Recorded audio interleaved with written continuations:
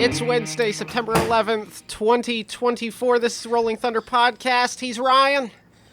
What's up? Okay, He's Chris. there we go. That works. Ryan, how you doing, buddy? Good. Good. Doing well. How about yourself? I'm doing all right. Yeah. Considering I'm kind of it's one of those things where my life right now is like it when it rains it pours I get it. type thing. So like my day job is I kind of need to find another one right now because I was in like a temporary line where I was working, and that finishes up very shortly. And like my housing situation, I'm still trying to figure that out. Like I've got some time to figure that out, but hey, yeesh. Yeah. Well, at least, I mean, do you believe in the rule of three?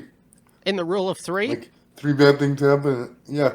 Three bad things happen and then something good's supposed to happen. Yeah, I mean, this all started around the time we started this podcast. So, I'm just waiting for the good thing. That's really what's... Well, the good thing will be when you ride my coattails and... I ride your coattails? And we make a bunch of money together. And that's the Yeah. We just have fun doing our thing. It's... Yeah. So much That's all fun. I want, too. Hey, we're going to do that.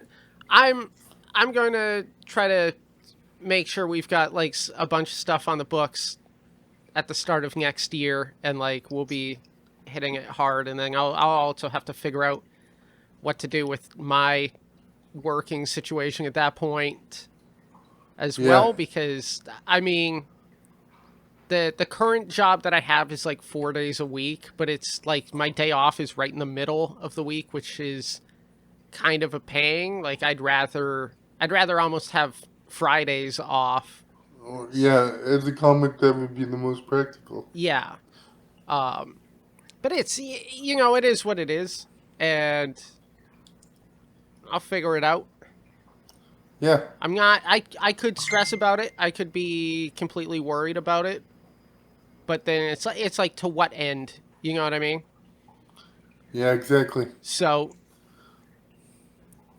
yeah. I mean, life, you just gotta roll with the punches, and you can only control your reaction to things. You can't control the circumstance of it. So that's the one thing I learned with all my years of counseling. Is the only thing you can truly control is your reaction to stuff. So I was gonna say that's what I learned doing CBT therapy. Yeah. Cognitive behavioral therapy. It's like I've been reading books about that, actually. Okay, so you're aware. It's for those of our listeners and viewers who are not aware. It's a triangle where you have like your, I guess we'd say, your actions, your thoughts, your emotions. Yeah.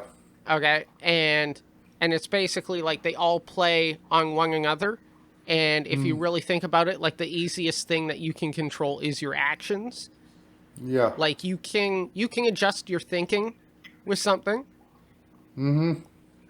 Like I can look at my current situation and, it sucks, but also I can go like, hey, this is an opportunity for me to kind of, figure out my own thing.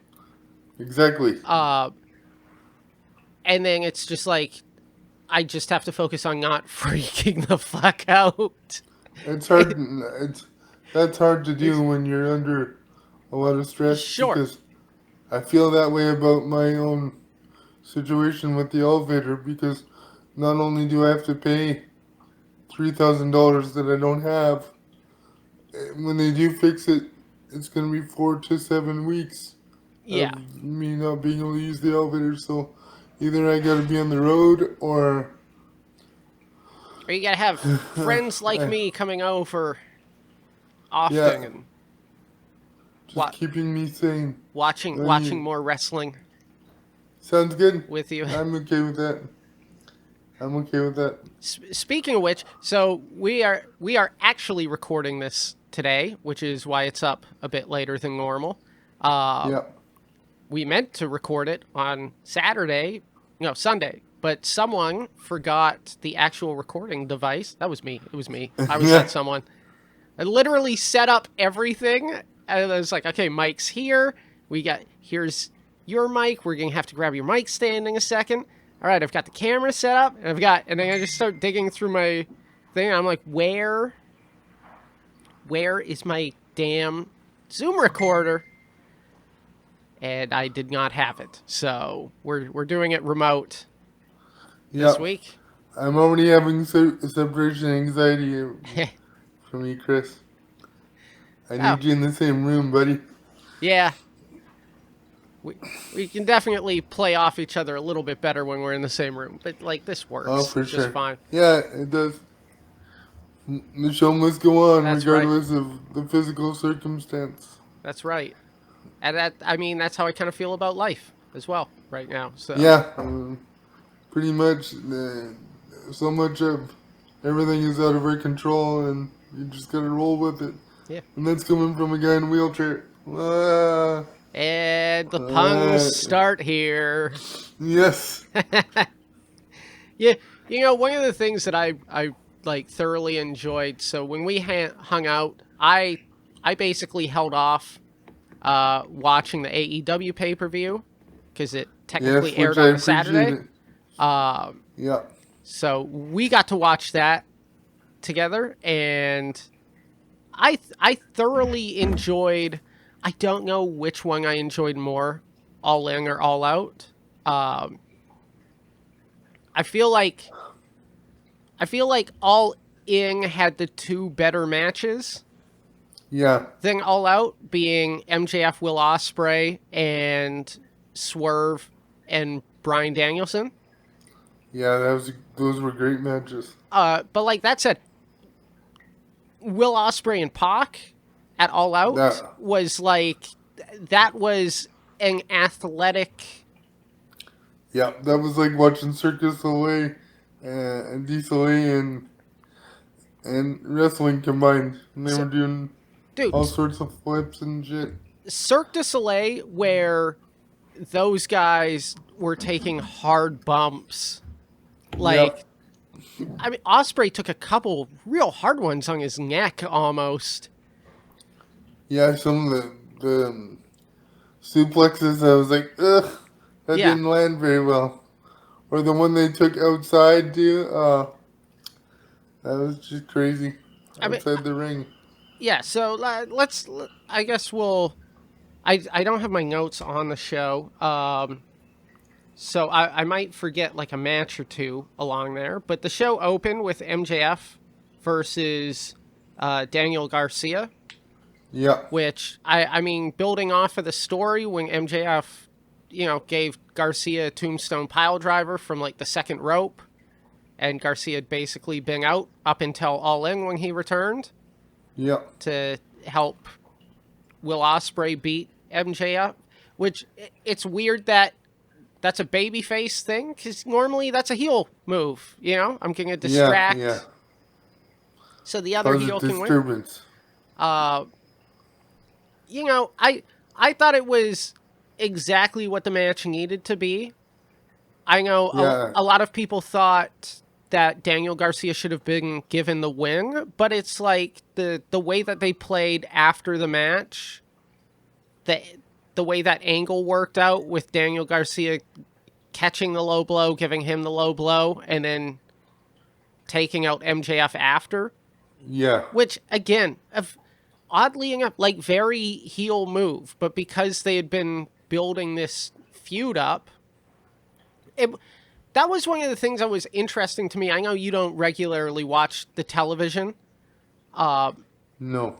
But the thing is like, for pay-per-views that are 2 weeks apart, for the second one to actually have a pretty good build-up to it, because a lot of the matches were just grudge matches. Yeah. It's like the only match that was like the only marquee match that wasn't a grudge match was Bryan Danielson and Jack Perry. Yeah. And we'll talk about that shortly. And then I guess Will Ospreay Pac wasn't, but that's the type of match that, wrestling fans will hear and kind of salivate over. And Yeah, because just, it was entertaining. well, not only that, it's like you're watching fucking gymnastics with guys actually hitting each other during it. That's true. God, that's kind of the gymnastics I want to see now. I want to see a two-person floor routine Where they beat the shit out of each other. where they try and beat the shit out of each, but they have to do their routine, So like one guy's starting at one corner, the other guy's starting at the other. Yeah. And then when one guy realizes I'm not hitting flips like this other guy, he's trying to time his so he could come across and just lariat the dude. That'd be awesome. I'd be so into that. I'd watch the Summer Olympics more if they combined events. Yeah. Gymnastics, wrestling, trampoline wrestling. That's what I used to do as a kid. Yeah. That's what you did too. That's how you got in the wheelchair. Pretty much. It was a really intense trampoline accident. Yeah. Involved dish soap and a sprinkler and multiple neck braces. Well, I don't know what the fuck I'm talking about. It's not how cerebral palsy works, Chris. Yes, I'm well aware of that. Are you? No, I'm not actually. I should read up on it. Let me go to Wikipedia here. So, yeah, I was okay with how the match ended. I was okay with MJF getting the victory. I mean, it is MJF. He's one of the top stars in that company. I don't think Daniel Garcia is technically at the level where he should be getting a clean victory over MJF. I understand if you want to build a guy, eventually you have to give them that type of victory. Yeah. But in this circumstance, I figured realistically that was kind of what needed to happen, and giving... It made the most sense. Yeah, giving Daniel Garcia, like, the post-match victory, let's say. Like, I thought that was great. Yeah. And then, I think the tag match was after that. Which was pretty good. It was a very good tag match. I thoroughly enjoyed that match. I mean, the Young Bucks are absolutely fantastic. Mm-hmm. I really wish there was more of an emphasis on tag team wrestling in that company right now. There isn't, and it's a real bummer because they do have some incredible tag teams. Yeah, they do. They do. Young Bucks. I would say they have a better roster of tag teams than the WWE has right now. Yeah, I would agree with that too. But I think the problem with the WWE is like they've basically broken up most of their natural tag teams. It's true. So it's like half of the tag teams on that roster are just guys randomly thrown together. Yeah. I mean, like the Blackpool Combat Club, Claudio and who was the other guy? Wheeler Yuta. Like they work very well together. Like Claudio's one of the best hot tags I've ever seen. Yeah. You get someone like, and that's a guy who can team with anyone. Anyone. He's literally low-key one of the greatest tag team wrestlers of this generation, if not of wrestling. Because... Well, it's like that with comics, too. Like, some comics you can just naturally trust them to bring the show back if it's starting to tank or whatever. Yeah. So him teaming with Wheeler Yuta reminds me a lot of when he was teaming with Natalia's husband, TJ Wilson. Okay. I'm trying to remember, was that what his name was when he was in WWE wrestling? I think so. I feel like it was something else. But like that tag team, that was one where it's like that guy went down to NXT. It was a bummer he went down to NXT, and then those guys started tag teaming, and it's like, man, these guys rule.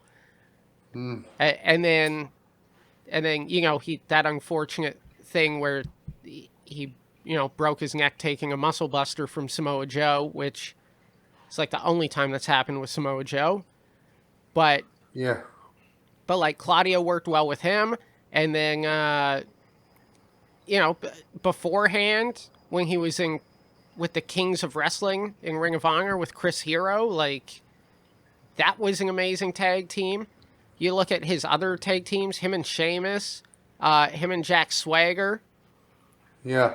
like just this incredible tag team wrestler to work the way that he does with Wheeler Yuta was fantastic, and they had a very good match with the Young Bucks. Yeah, it was good. It was great. And then after It was that very was entertaining. yeah, Will Ospreay and Pac, which I honestly thought was the match of the show, and I don't know what you could say was better than that match on the show. No, that's one match I could watch multiple times Yeah, and see something new every time. dude, just a bunch of flippy dippy shit Yeah. with like good storytelling in the match as well, Mm-hmm. which is what Will Ospreay is very good at. It's you know, if you like wrestling, go out and see that match. For the love of God. Yeah, for sure. Like Will's last 3 matches for that title, I think he even had like a couple in between. So maybe not his last 3, but his last 3 like big matches for that title, the almost hour-long one with MJF, the pay-per-view one with MJF, and this one with Pac, all great. Yeah. You know, Ricochet's waiting in the wings now. So that's the direction that they're going to go is... He wasn't actually that bad on the mic this time around. Well, I mean, he didn't say much. It was just like, I'm going to get That's you. probably why. That's it. And that's all he should say. Because, man, when they were giving that guy like 7 minutes of mic time in WWE, it was hard to watch. And a real bummer because that guy is immensely talented in the ring. Yeah. Yeah. So I'm looking forward to that match. That'll be fun. Hopefully it's not exactly what we saw with Best of Super Juniors 2017, even though that match was completely wild. But, you know, I'd like to see them do something a little bit more grounded. I mean, these two guys have faced each other so many times that Yeah. it's going to be fun in the same way that watching Pac and Ospreay was. I'd like to see a triple threat with those 3 guys. I was just about to say that. When you finish your thought, and then I was going to bring that up. It would be an awesome match to watch. It'd be a match that you'd have to watch more than once, though, because you'd be missing something, you know, trying to keep up with the camera, too. Oh, yes. That was the one thing I would say the first half of the pay-per-view, I was not enjoying the camera work. No, sometimes it's really shitty. Yeah. It was not good, and I was bummed out. Like, there was a lot of shots where I was like, why is everything on the left side of the screen? What is going on? Like, Yeah. get this centered. They might have been having technical issues, too, though.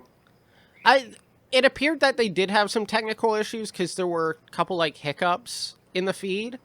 But it wasn't anything that, like, broke my immersion of watching the show. I'd say that. Yeah. No, it was just it wasn't the greatest pay-per-view. It was just an entertaining one. You know? I thought it was a very good pay-per-view. I didn't think there was a bad match on the card. No. I mean, the match that followed that up, where I was... The second the match, they were like, here's the match that, like, they played the video thing for the match that followed that. I was like, oh, these poor women. Because it was Willow Nightingale and Chris Statlander in a Chicago street fight. And man, did I feel bad for these two having to Yeah. follow Will Ospreay And and Pac. Pac. Yeah, but that goes to in any that happens in our profession. Sure. Like we all work with comics sometimes that they just crush, and you're like, how am I gonna follow that? Of course. And Yeah. which thing brings me to my other point. God damn, did those women put up an awesome fucking match. And they did. They Holy definitely stepped up to the occasion. hell, they were fantastic together. Mm-hmm. I mean, it was a Chicago street fight, so, there was some tables. There was thumbtacks at one point, Kendo sticks. kendo sticks. They put on a wild show. The Mm-hmm. spot where Chris Statlander went for the axe kick and Willow Nightingale kind of powdered out of it, and then it ended up with Chris Statlander doing the splits onto the thumbtacks. Yeah. Just some wild stuff. And I mean, oddly enough, the pacing of that match was so great. And I'm saying oddly enough because, this was one of 2 plunder matches on the show. And it was one of the things where I was watching going how are they going to do this differently? Moving on, why would you have 2 of these matches on the show? But man, these women, they're so great together. They were great together when they were both baby faces before the Chris Statlander turn. Yeah, I agree with you. And Willow Nightingale, coming out and just, smoking her immediately to start the match. Everything that they could have done was done exactly how it should have been done. These 2 women fucking rule. Yeah, it was a great match. It was really entertaining, and so was actually, like you said, all the matches were good. Mm-hmm. So there wasn't any weak points. After that was the four-way match for the AEW Continental title. So that now I gotta remember who the hell was in that. Orange Cassidy. The guy from Ring of Honor. Yeah, Mark Briscoe. Yeah. Who was the third guy in that? I mean, the champion was Kazuchika Okada, but there was one other guy. I'm trying to remember who that 4th guy was. Yeah, I can't remember either. In that, because it was very much 2 baby faces, 2 heels. Was kind of how that match was booked. And it's gutting me that I forget who the 4th man was in that. But, I mean, realistically, most of the focus was with... Oh, Konosuke Takeshita. How could I forget that? Because that match was fucking... Realistically, it was built around teasing Okada and Takeshita. Yeah. Right? Which they're both heels, but it's the second they finally got in the ring together... that crowd went nuts. And then it's they didn't boo when Orange Cassidy would get in there and cut them off from attacking each other, or Mark Briscoe would get in there and cut them off from attacking each other, because those are 2 guys who are crazy over as baby faces anyways. Yeah. I was disappointed Orange Cassidy didn't do his hands in the pocket drop kick that he does sometimes. Yeah, I mean, the thing is it's such a great cutoff spot for the heel to get heat, is as he's putting the hands in the pockets for the heel to stop him doing that. That's true. We're going to have to go back at some point. I'll have to show you Orange Cassidy's match with Pac. He also had a match with John Silver during the pandemic pay-per-views. Okay. That I remember I was watching that at my lady's place, and she was off doing whatever. She doesn't like wrestling. So I was like, hey, come in. You got to watch this guy. You'll enjoy this guy. And then she's watching OC do the pocket thing and that. And she's like, who is this asshole? She's She's like, that guy's the heel, right? I go, no, that's the baby face. And she's like, well, why is he doing all this bullshit? That's funny. So I'm trying to explain, like, with the idea behind the character is like he's a sloth. You know, he wants to be as lazy as possible. He doesn't want to like even the way he gives the thumbs up. It's it's not a full thumbs up. It's just a little I like the one and the one pyrotechnic. I mean, it's more than one, but it's literally he walks out and it's just one thing going, like. Yeah, it's so good. It's so funny. It's so great. Yeah, it is. So like he was great in that match, and like I love watching him fire up because he is incredibly good. He used to wrestle as one of the Fire Ants back in like Chikara, so like he's great, and he was great, absolutely. And Mark Briscoe's great, like just great character stuff that he does. Yeah. That and a great wrestler, like all of those four guys. Yeah, they put on a hell of a show. Yeah, and then like of course, Orange Cassidy was the one who took the pin at the end with Okada coming in, doing like the cutoff, and then hitting the Rainmaker for the victory. Yep. But it's like that when Okada won and then was walking out, Takeshita was standing there staring him down at the bottom of the ramp. Like it's that match was totally built around teasing those two guys. And that's going to be an amazing match. That's going to be great. I will say that's another match I have to show you though, is that the John Silver and Orange Cassidy. There's like one moment in it. It's John Silver is also a guy who's like one of the best hot tags, and they do not use Dark Order all that much right now. It's going back to what we were talking about earlier. It's a shame that they aren't pushing their tag division as hard as they should be. Because there's a lot of teams there that are very good.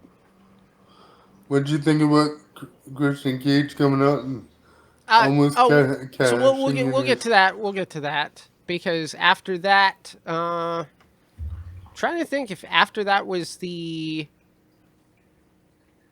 must have been the women's match. After I feel like there was something else. I think it was Mercedes Moné. Yeah. And Hikaru Shida, which that was a good match too. I thought it was an excellent, like in ring. I thought it was an excellent match. I feel with the very slow build with the hot shotted build, complete opposite. Man, they did not. It didn't have the fire that every other match had leading up to that. Yeah, like I still enjoyed it. I still enjoyed it as well, but it was like all the other matches, had like this intensity to them. That one was kind of missing. But, I mean, those women were great together. And aside from, right towards the ending, when Hikaru Shida hit a katana that looked real bad, and then hit a second one that looked fucking brutal. Yep. Like, clean knee to the face. It's like, yikes. For moments like that where people think wrestling is not real. Yeah. It still hurts. Getting tossed around. Yeah. They're constantly getting beat up. I will say, my one criticism of the show leading up to that point was a lot of the finishes seemed a bit anticlimactic. Yeah. Where, like, there's not a lot of definitive victories. Like, it's 50-50 right up until the pin. Like, you hit that sprint at the end, and then it's just like that pin kind of feels like it comes out of nowhere. Even though, like, a finisher's hit, it's still because of the sprint leading up to the finisher. Like, yeah. I always love the matches where you have the sprint, but then, like, whoever wins the match hits, like, 4 or 5 moves leading up to the pin, so it comes across more definitive. And I don't think it buries the other person. No. But that would be my criticism. Like, the Chris Statlander wrapping the chain around Willow's neck and then like through the mouth for the tap out victory, like Yeah. it just seemed like they needed 2 or 3 more moves from Chris Statlander, because it's like Will hit a move, then Chris, and then Chris wrapped that around, and that was it. Like it was that quick. Mm. And, Yeah, I understand what you're saying. and Yeah. I honestly sort of felt that way with the finish to, I mean, almost all of these matches. The finish to the Bucks match, the only one that really didn't feel that way was the Pac and Will Ospreay match. And it's not that it was super definitive. No, it was super definitive because it ended with like him, the kick out of the Stormbreaker and then like just hitting a couple of those hidden blades. Like it was very much like Pac was on the ropes at the end and just couldn't hang on. Yeah. And then we moved to the co-main event, which was Bryan Danielson and Jack Perry. And Which was an awesome match. it was an awesome match. Jack Perry did incredibly good. Like, it's, I mean, the one criticism of the AEW roster, if you're coming over from watching WWE, if you were used to watching that product, is a lot of the guys are smaller and there's no division. Like, there's no cruiserweight this. Yeah. Everybody kind of wrestles everybody. Yeah, which I do think benefits a lot of the guys, especially more so. I like seeing Hook against some really big dude that he just suplex like a rag doll around the ring. Dude, Hook is so great. His first, I believe I told you about this. So his introduction to it was he would just, Taz had like, before he was on commentary, he had this thing, it was called Team Taz. And it was Ricky Starks, Okay. Brian Cage. Those were the 2 guys. Okay. And then Hook just started showing up in the background. And he would, they'd cut these video vignettes where, Taz would say, I'm sending Brian Cage, or I'm sending Ricky Starks. And then people started holding up signs that said, send Hook. Awesome. So you go, this is my son Hook. And it's just this kid eating chips in a hoodie, right? And it's like, they started teasing, oh, he's training. He's going to have a match. And he was so over, but he was so over ironically that when they hit so they didn't have the spotlight originally, but they had like all the lights go out. He's in this match where he's facing like a jobber. So it's like a 3 or 4 minute match where he's just fucking tossing the guy around and then gets him in the Taz mission, which he calls Red Rum, I believe. Okay.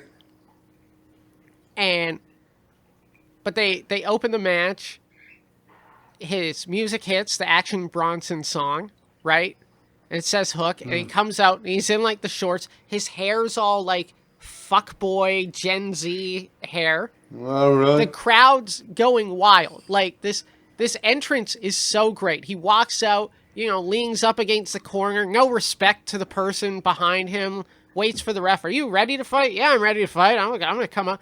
And then comes out, ducks a punch, grabs the guy, and just drops him on his head. And the whole crowd was like, oh shit, this kid rules. Like, no one thought this kid was going to be awesome in the ring. Like, he's got that pedigree of being Taz's son, but, like, you never know, right? Yeah, there are children of wrestlers that become wrestlers that aren't very good wrestlers. David Flair. Yeah. So. The Charlotte Flair's not bad, though. She's pretty good. She is, as far as, like, female wrestlers in North America, I would argue she's the best big match wrestler that there is. Yeah. Like, she's not the most consistently great in the ring. She's not the best on the mic. I mean, far from that. But when it comes to, hey, here's a giant match that you're at WrestleMania, like that woman fucking delivers. Yeah, she shows up. Oh, That's yes. that's the way I want to approach my stand-up comedy career now. Just people can trust me that I'm just gonna go out there and crush. So. Which you do. Which you do. Oh, I had the um, JFL people reach out to me and they want me to record a 5-minute set to be an opener for someone and another 10 minutes to see if they'll put me on the second album. Nice. So I need 15 minutes of material to figure out. So we'll be going through that, I'm, not on the podcast, but yeah. when we hang out. Because I like writing with you, so.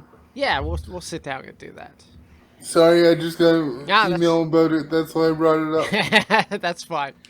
So back to the co-main event. Bryan Danielson, Jack Perry. Again, I thought Jack Perry was great in this. Me too. I don't think anyone in the world thought that Jack Perry was going to win this match, but Yes. they did have a couple of really good near falls where Yeah, the 2.5s. Yep. Yeah. Yep, where they sold it as if Jack Perry was going to win, and a couple really good near falls where you thought, oh, Bryan's winning this match right here, and then doesn't. I would say that one Buzaiku knee that Bryan hit that literally sent Jack like across the fucking ring because Jack is so small. Like, man, that was awesome. Yeah, it was. And to be such a small guy when you're in the ring with, Bryan Danielson. Bryan Danielson's a small guy. Yeah. But yeah, that match was awesome. Yes, it was. And let's talk about the end of the match. Let's talk about the segment at the end of the match. What did you think about this?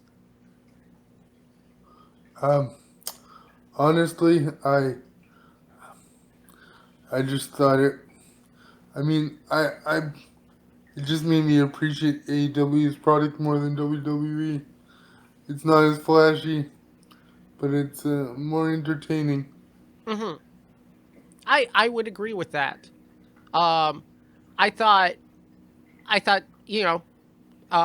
Kill Shot showing up. Was it Kill Shot? No. Kill Switch showing up. Kill Switch. And teasing the Luchasaurus Jack Perry, like the old Jurassic Express tag team that they were. Like, I thought that was a great tease just to have him hit Bryan with the choke slam, and then all of a sudden Christian Cage's music hits. Yeah, and then he runs out. Yeah. Oh, not runs up. He walked out so fucking slow and so cocky. Yeah, it's true, but he plays that well. Dude, Christian Cage is one of my absolute he's been one of my absolute favorites since they split up ENC back in WWE. There was at one point where he was in, what was it? It was him, Chris Jericho. Who was the third guy in that segment? Was it? It might have been John Cena, actually. But they were doing triple threats with those three guys. And I was watching it going for the love of God, put this title on Christian. He's so great. Yeah. That was the one where Trish Stratus got involved in the storyline. Okay. And ended up turning heel in that too. Yeah, she played a good heel. Her most recent run in WWE was so good. Yeah, I agree with you. And also just a wonderful sweetheart of a person too, which is even more ironic when she plays such a great dastardly villain. Yeah. Oh, I love it. So Christian comes out. He's, he won that casino gauntlet, so it's basically like the Money in the Bank. He can cash it in whenever for the title shot. Shows up, And all of a sudden, Jon Moxley gets in between the patriarchy and Bryan Danielson. Yes. And then the rest of the Blackpool Combat Club and PAC comes out as well. And you think it's going to go one way and it goes another. Bryan's in the ring doing the yes chant. He's thrilled that his Blackpool Combat Clubs and PAC are there to support him. Mm-hmm. Christian Cage walks to the back. They're not going to fight Blackpool Combat Club. Blackpool Combat Club gets in the ring. And Claudio holds up his hand. They all do like the, take a bow at the end of a show type deal. Yeah. And if you notice this is how great this segment was. So like Moxley came back on TV right after All In, cut this very cryptic promo calling out Darby Allin, comes out to his Death Rider theme from New Japan.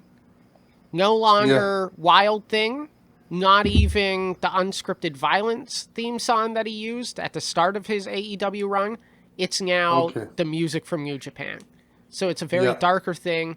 And then Marina Shafir has joined him and is like wrecking shop. And I'm glad that they have something for Marina Shafir to do. So it's like, okay, so I saw this coming from a million miles away, given what had happened and given this buildup. But everyone played this so fucking well. Yeah. I want to know, what was your thought process during this all? Let's start with everyone's holding up their hands. The only one who wasn't, if you were to go back and watch it again, Jon Moxley. When everyone raised hands, Jon Moxley did not raise hands. He stepped in front, and then that's when Claudio turns and blasts Bryan Danielson with a European uppercut. Yeah, it was awesome. What was your thoughts with this segment? My thoughts were that I like where it's going. I like that you thought it was just going to be like, oh, we're all going to celebrate the babyface right now, and in classic wrestling fashion, it takes a turn because you need those stories to keep the interest in what's going on. So I really enjoyed the way they did that. Absolutely. And I'm glad it turned out the way it did. So we're technically a few weeks away from AEW Grand Slam, which they do it at Arthur Ashe Stadium where the U.S. Open happens. Okay. They do that like every year. It's like a thing. Darby Allin has earned a number one contender shot for the title there. Yeah. So, I mean, part of this storytelling is I think, Moxley's going to try to convince Darby Allin to give him the number one title shot or number one contendership and give him the shot at the title. Or at least he's going to try and have a match for the number one contendership. Yeah. I mean, I think at this point, I think realistically what we're going to see is Jon Moxley and Bryan Danielson at Wrestle Dream in October in Tacoma for the title. And I think that's going to be Bryan Danielson's last match. Yeah, because at least, he's from the area? Yeah, because he's from Aberdeen, Washington. So... Yeah. And, it's a good song, swan song. Yes. You think Sting's gonna come out and help Darby Allin again? I don't know what they're gonna do with that. I mean, probably at some point he might show up. Like, you do the legend thing. So who knows? But yeah, the only thing that kind of irked me, and it's also like, Jon Moxley's hero was Terry Funk. So like that, the plastic bag thing, definitely from that. I forgot about that part. I was not a fan of that. The level of violence at the end of this show was, oh my God, all the staples and stuff. So yes. After that was the what appears to be the blow-off match between Hangman Page and Swerve Strickland. It's a lights out steel cage match. I will say one of the greatest things that I have heard breaking down this product is Brian Alvarez of Figure 4 Wrestling has Okay. stated his theory on the Tony Khan character is that Tony Khan, the character, is a lunatic. And if something seems crazy, he will let it happen. Okay. So, and I know you were not necessarily a fan of how this match opened. I was not, but if you consider the fact that Tony Khan, the character, the booker, is a complete lunatic, this makes sense to these guys trying to basically decapitate each other with the cage. Yeah, that's true. And the person in the back going, fuck it, lower the cage. Yeah. Have it happen. I don't care if they kill each other. Yeah. Go. Yeah. Everything with the staples, the cinder block, like the power bomb onto the cinder block. Oh yeah. The not to mention Swerve Strickland's outfit that he wore was kind of cheesy. Oh, it was awful. But I mean, if you think about the thought, you knew this was going to be a bloody match. It was not as bloody as I thought it was going to be. No. But if you're doing a bloody match, wearing white is like one of the best things you can do. Because then, it gets all blood stained. Oh my god, look how much blood was in this. Yeah. His ring gear was atrocious. Yes. It was absolutely atrocious. That's all yeah. Dude, it looked like something that you'd print off on a t-shirt at Staples or something. You know what I mean? Like, it was... Like you'd gone to Dog's Ear and got something made for yourself. Yeah, it was horrendously bad. Yeah. By the way, we're going to have merch soon. I'm going to have a few designs that I'm going to send your way, Ryan, in the next few days. Sounds good. To okay with you. Sounds good. But, yeah, his gear was terrible. Hangman Page was great in this match. I love the spot where he went to line up the buckshot lariat and then realized I can't jump over this. Yeah. And then when he tried to use the ref for the buckshot lariat, and the ref's like, I'm not doing that for you. Like, fuck yourself. Yeah. You pick that thing up. And he's like, pick it up, just so he could hit the buckshot lariat. And then, like, the build up to the end of the match, like, the staples, whatever. I've seen it in wrestling. It's gross, but I've seen it. So I'm not too, At least they didn't light somebody on fire this time. Yeah. Yeah, I'm glad that didn't happen. It's taking it too far. The wood stake, that was rough. Yeah, they didn't sell that very well. No. But, like, there was a moment towards the end. I remember, like, numerous times where something would hit and both you and I, like, in stereo would go like, fuck. Like, Jesus Christ. Yes, sir.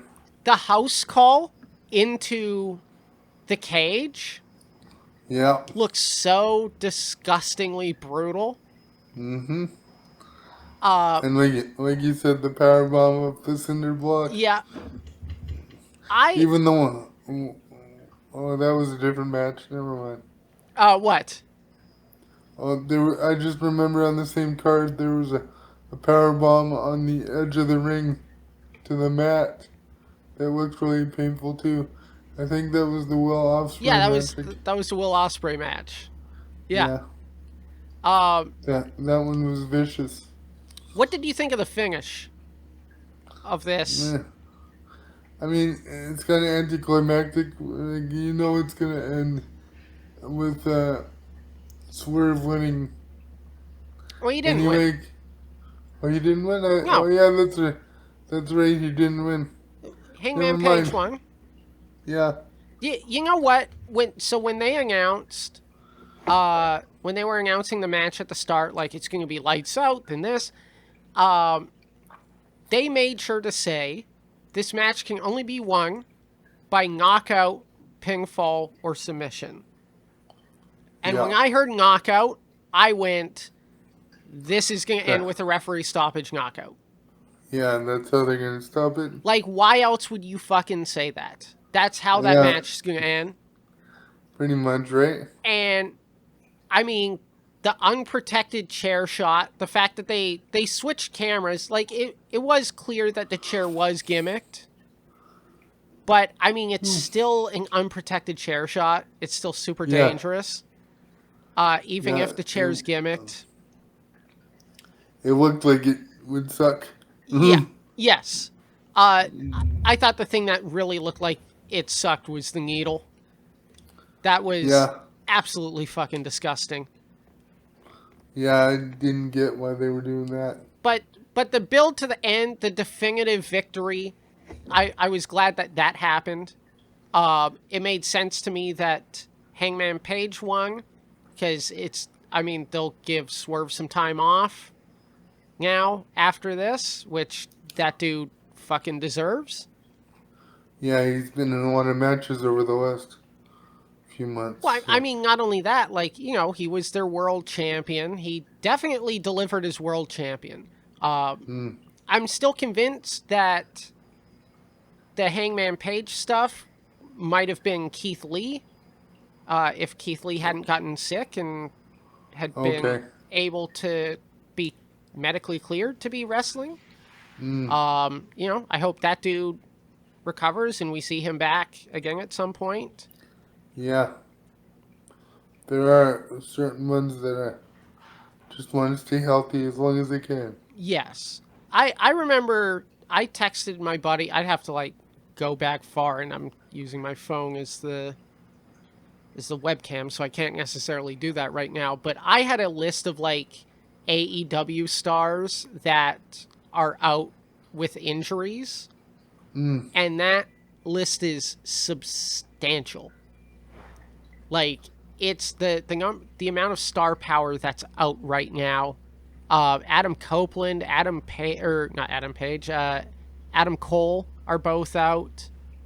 Uh, like that's two top tier stars right there. Adam Copeland broke his ankle, right? Yeah, same with Adam Cole. Adam Copeland Oh, broke his when he did that jump off the cage and landed on his yeah. feet. Like that was way too far to jump and land. I mean, that was way too far to. That was such a stupid thing that I It remember when was. we watched that. I turned to you. I went, "This is dumb. Like, I hope he didn't break his fucking ankle." And then it's like, "Yeah, I got to take time off. I broke my ankle." Yeah, of course you did. Yep. So, yeah, Oh, I thought all in all it was a very good show. yeah, it was. I didn't. There wasn't one where I'm like, oh, I could fast forward through this, but no, they were all pretty good. Yeah, no, I thoroughly agree.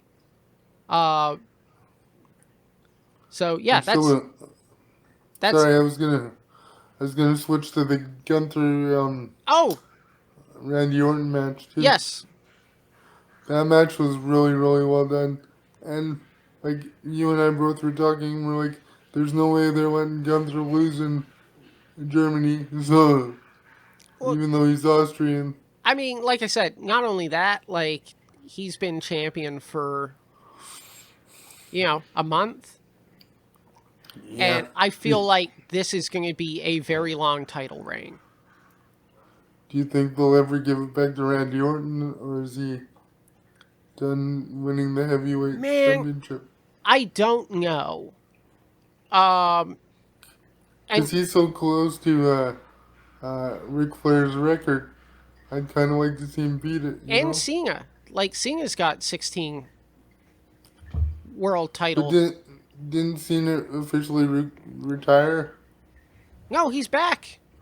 Oh, he's back? He's doing his retirement tour, which is going to run through WrestleMania and through most of next year as well. Okay. I don't know what they're going to do with that. It's going to be very interesting to see. I thought his last who was that last match against? Was that Logan Paul? I'm not sure. I might be wrong with that, but I know his match against Logan Paul I thought was very good. Like seeing it can still go. Randy Orton's like very I will say watching AEW that I've always said Okada is kind of like a better Randy Orton Yeah. where he can wrestle this methodical pace. He's not doing much but making it look like he's doing everything, you know? Yeah, and he's good at making the other opponents look good too. Absolutely. Absolutely. And just everything is so smooth and looks so good. And like that's one of the things that like Randy Orton's good at. The thing that Randy Orton like my main criticism of his the way he wrestles is I mean it's a little bit too methodical for my liking. Mm. And on top of that there's some psychology stuff that he does that I've never really enjoyed. Specifically when he does the draping DDT. And for like the longest time, he just throw people onto the apron and then do the draping DDT. And that like there Yeah. was no creativity into it. Okay. He had this feud with Christian that I remember they were doing it was either table for three or something. I mean, Randy said it on numerous podcasts that like Christian is the best guy I've worked in the ring with. But it might have even been like the Intercontinental Championship thing where they were like plugging the Intercontinental Champion and like people who were great Intercontinental Champions. And on the thing, it was Randy Orton, it was The Miz, and I think Christian. Okay. And Randy was like, "Hey, listen, like." He goes, my best series of matches were for the world title, not for the Intercontinental title. And he goes, and it's with this guy, and he points over at Christian, and he goes, and by the way, everything about those matches, everything, that's because of him. Has nothing to do with me. It's because he's so good. He And is good. and both like Miz and Christian are like, yeah, but you're incredible. He goes, okay, yes, but Christian is one of the most underrated guys. Yeah, And he's the Matt Dillon of wrestling. that's He right. is. That's right. All right, we should I know we had a couple other things that we wanted to talk about before we wrap this up. We spent Okay. way too much time talking about wrestling, so everyone's tuned out by now. This is the self-indulgent episode of Rolling Thunder. That's right. We do. The self-indulgent episode. That's what I'm naming this Yeah, episode. that's funny. The self-indulgent. Yeah. Speaking of Well, which, I think we should finish the podcast by talking about the South Rock Comedy Festival. you just want to plug the dates and get out of here? I mean, we could do that. But I also figure like so I'm very much looking forward to being a part of the South Rock Comedy Festival. I've actually got this right here, South Rock Comedy Festival. Ryan is are we working the same night just on different shows? We are working the same night just on different shows. Oh, shit. Yep. So, Do you want to come in early and grab dinner or something? yeah, I imagine so. Could do that. Why not? We should do that. That sounds great. Because Nightstrom is going to be staying with me too. Oh yeah, then hell yeah, let's do that. So you're Okay. you're going to be doing a comedy cafe Saturday, the where's that? 21st. September Oh, 21st. Yeah, that's right. Yeah. Oh, so it's just Thursday, Friday, Saturday are the shows. yes. Okay. And And then, then I gotta find a place to do like a wrap up party type thing. So I might just do that at the Galaxy Brew House. yeah, so here's let's run down the shows for the South Rock Comedy Festival. On the Thursday, the Deadbeat Dads, Pete Hudson, Elliot Ryan. Yes, That happens. I really like Elliot Ryan. I do too. And Peter's a good guy as well. I So shout out to really the like Deadbeat Dads. Elliot Ryan. Ha! I love Pete. Pete's great. Also, the Pacific Northwest LOL competition with Justin Yes. Nickel. Is he hosting that? No, hosting its No, airing aria. yeah. And what that show is special, the special feature of that one is whoever wins the contest gets a paid gig. I think it's on the Saturday night of the festival. So it's gonna feature a lot of local stand-up open micers and a couple guys from Blaine Okay. and a guy from Seattle, I think. Which So what show are they going to be part of? Do you know? I think it's Are they doing Comedy Cafe or are they doing the Playhouse? I think it's a Playhouse show that they're on. So they'll be I'd on the have to double show. check. Okay. Either with Graham or with not Graham, sorry. Either with Charlie or Dave. Well, Charlie Charlie's on the Demers. Friday, He's also in the right? Oh, yeah maybe they'll be on the. I don't know. I can't even see. Oh yes. So no, it'll be on the Friday.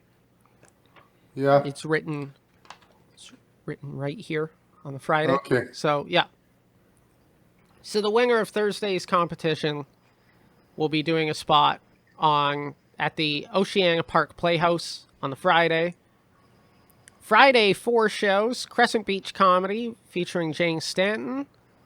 Who else is on that show? John Gagnon, Rory Dung, Ray Morrison, Gerard Garabedian, Defender Pirouel. That's a great show. yeah it's stacked.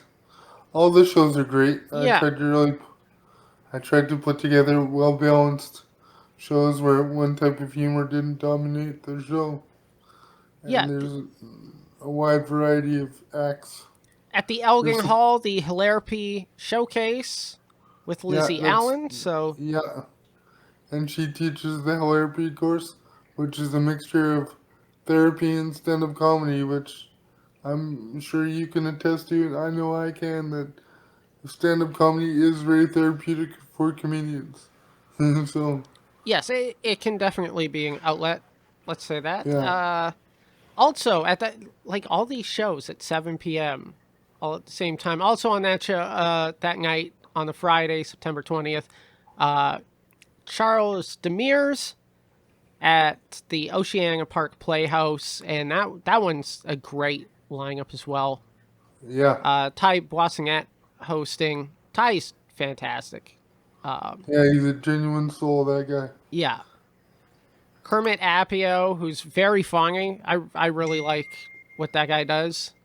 I've only seen one video of him before, so I haven't. I'm looking forward to potentially going to the show and checking it out for Yeah. sure. And then the last show of that night at the Elgin Hall, Double Take Comedy, Randy Andy and Harmeet Singh Kohli. Who's a really funny gentleman from Surrey, and Randy Andy is definitely a treat. Yeah. If you've never seen her before, she's worth checking out because she's a little different than your average stand-up comic, being that she does musical parodies as well as stand-up comedy. So Absolutely. it's a fun show. They're both. And then Saturday night, there's 3 shows. Oceanic Park Playhouse is Dave Nystrom headlining on the show. I'm on that show with Quasey Thomas, Jessica Pigeot, Rosie. Is it Gripna? I can never remember how to pronounce her last name. I really like Rose. Rosie's funny. Yeah, she. The first time I got to see her actually live was during the Yuck Off semifinals, and she's really talented. That whole roster is a killer's row of stand-up comedians, though. Yeah. Like Jessica Bugeaud is definitely one of my favorite comedians, and if the listeners are out there looking for a fun, unique show, I would definitely check that one out. But I would also come to mine because I need the support as well. And you guys are doing two shows as well. Yeah, So you're doing 7 p.m. and 9:30 p.m. It's yes, that's correct. you and Nikki Mordar are co-headlining. Also on the show is Angeline Middleholtz and Brett Emerson. Brett's from Seattle, and Angie's Bellingham, from I believe, but or yeah, Bellingham, that's realistically, it's Seattle. and Angie's from Saskatoon. Yeah, and then So two shows at the Ocean Park Hall. Graham Clark, and on that show, Nancy Ho, Alex Suarez.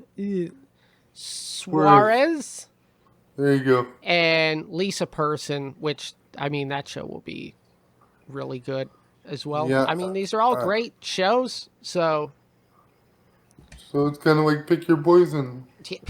yeah, Who except you it's want to not go see? poison. Uh-huh. It's great stuff. Go to SouthRockComedyFest.com. There's full festival passes where you can check out 5 shows. There's 3 show passes, so you can go to 1 show each night. And Friday and Saturday passes where you can go see 2 shows each. Yep. Uh, So there's what, and there's also single tickets available for any show as well. So yeah, there's all bunch of good stuff. I know you've worked very hard putting together these lineups, and I think you've put together a bunch of really good lineups. Yeah, I'm just hoping people like the work we put in. Yeah, So that I would be interested. I guess I don't know if maybe I might come down and check out that showcase, the Hilarapy one. I'm always okay. I'm always interested in like comedy classes stuff. Yeah. I know I just did a corporate gig and I well let's not calling it a corporate gig is not necessary. It was like a fundraiser. It was basically a corporate gig. Yeah. And one of the guys on there on that show is like he's not new to the comedy scene but like brand new to doing stand-up comedy and was like funny, very Oh, funny. you're talking about Gary, right? Yes, I'm talking about Gary. Shout out to Gary Yeah, and Yuck Cakes Media. yeah, Gary's great. I love hanging out with Gary, and he like watching him do. I was so interested to like actually watch him do comedy.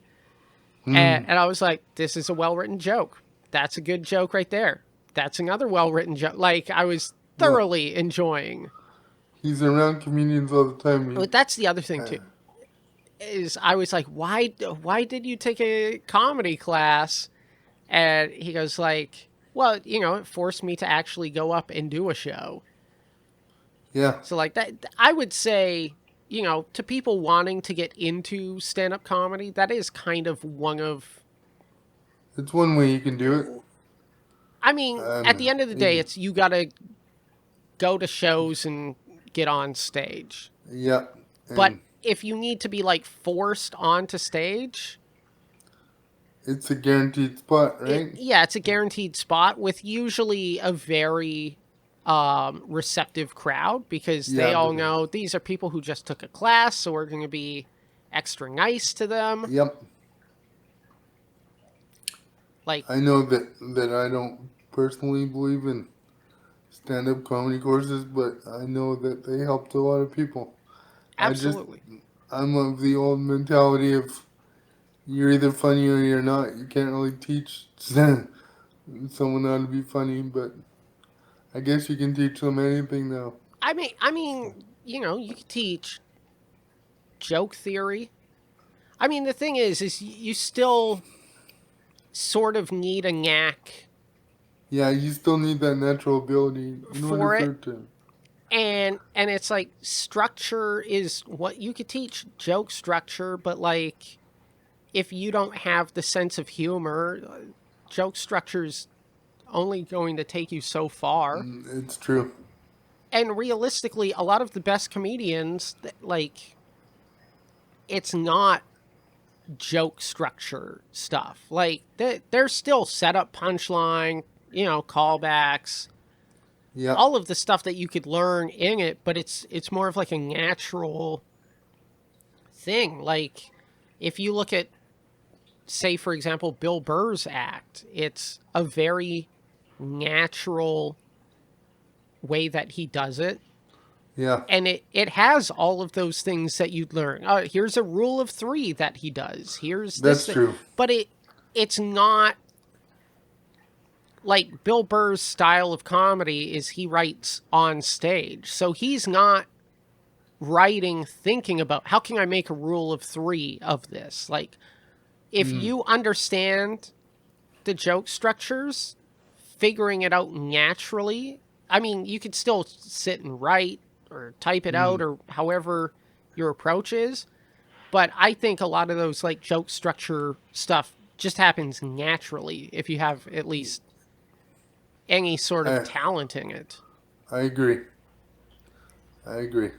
Like I watch how you riff on stage and like your joke structure is fantastic. So it's one of those things where yes, I believe people can be taught stand-up comedy. I I am kind of with you. I don't agree that someone can be taught how to be funny. No, that's why I think you have to have that natural ability in it. Yes, The but only the only beef I would really have with the comedy class of any kind is a lot of people come out with the same style. You yeah, know, it's it's all which. I But I guess that's just a matter of like doing more shows and finding your own voice in that. So I have been asked to teach a comedy class. Um I'm not gonna mention who would ask me to do that. Um I mean, for like whatever they're doing, they want to run some comedy classes, want me to teach them. And I have had like other comics say like, "Oh, you'd be a good teacher." I think you would be just because the way you approach stand up and you look at it, it's you approach stand up in a very teachable way. Whereas I'm just like go with the feel, go with your gut. Yeah, So I just also I fear that I'm gonna make fucking 10 of me. You know what I mean? Like that's the well thing that I that don't want to do. that's the thing when I see other wheelchair comics, I'm like, oh, but it's inevitable that something like that's gonna happen. I, But I think you would be a good instructor. Yeah, I would take your comedy course. uh, I have certain theories on comedy, but the end of the day is like you got to get up and do it. Yeah, that's the That's only really it. way. If Yeah, the anyone only is way. still listening to this episode and you're interested in doing comedy, or you Just are sign doing, up for an open mic. yes, and realistically, you can get if there's a pro comic, offer to buy him a drink and talk. Offer to Yeah, buy him a drink and ask him to watch your set, or her. I'm not trying to, yeah, but I'm I saying like agree. a lot of times we will do that, Yeah, and we because will give you feedback. one of my favorite things to do is to help younger comedians, and I have a lot of them come over to my place and I help them write, or I'll pay attention to their set, and then I'll take notes or Hmm. just I enjoy passing on my love of our art form to as many people as possible. Yeah, me as well. Me as well. So, I mean, I do it for me first, but well, no, I get it. I I understand. I wish I could be that person who's like I do it to bring joy to others. Like, that's a great byproduct that I have. But Yeah. it's like, I do it for me, and it's Well, not, yeah. Well, I'm not the, fuck the crowd. I don't care if they laugh. I absolutely care if they laugh. I want them to get a good show. yeah, I'm with you. Yeah, I've really learned over the last few years that people's time is valuable. So, if you want them to appreciate what you're doing, you have to value their time as well when you're up there. absolutely. All right. Yeah. I think we should land this plane. You're right. Okay. This is Sounds being a good. very self-indulgent episode. Whatever. Yeah, that's fine. We'll get back to talking about current events next week. Yeah. Yeah, we'll definitely have to talk current events next week. All right. So, What do you got going on, Chris? well, I'm in Comox this weekend on the 14th. I still don't have the exact, or 14th? Yeah, that's right, 14th. I still don't have the exact details on that Okay. show just yet. But I'm in You're Comox on the going. 14th, and then the 21st, I'm doing I'm part of the South Rock Comedy Festival. You are also part of the South Rock Comedy Yes. Festival. Being the program director, I got my hand fully in the cookie jar. And I'm Well, also performing on the festival as well. you should be performing on the festival, like straight up, regardless. But I agree. yes, I am now, and that's all that matters. So yeah, I'll be doing that Saturday, September 21st. You'll be doing your shows there Saturday, September 21st. I'm part of a show October 13th, but I'm pretty sure that show's sold out already. So, Okay. and then then October, is it 17th. 17th at the Galaxy? Galaxy Book. Yeah. Yep, You're hosting a show, and I'm the hosting great that one. Yeah, and the great Sid Bozell is headlining. Okay, and then October 18th and 19th, Rolling Thunder Wait. at Yeah, the buddy. Surrey Yuck Yucks. So Yeah. come see that. We're gonna record the shows as well. I don't know what we're gonna do with the footage.